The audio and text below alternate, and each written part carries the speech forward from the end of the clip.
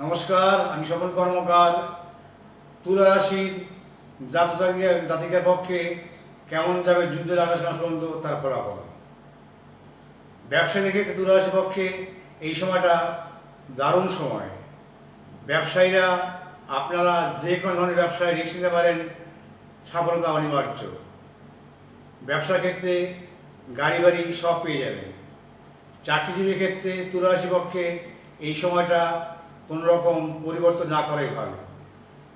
তুলা রাশির পক্ষে এই সময়টা চাকরি ক্ষেত্রে কোনো রকম পরিবর্তন না করে যে যেখানে আছেন সেখানে থাকুন। আগস্ট মাসের পর থেকে চাকরি পরিবর্তন করুন। স্বাস্থ্য নিয়ে তুলা রাশির পক্ষে তেমন কোনো সমস্যা নেই।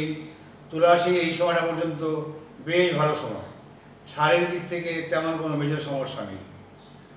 বিয়ের ক্ষেত্রে তুলা রাশির পক্ষে আগস্ট মাস পর্যন্ত বিয়ের ক্ষেত্রে বাধা আছে এবং প্রণয়ভঙ্গ যোগ আছে।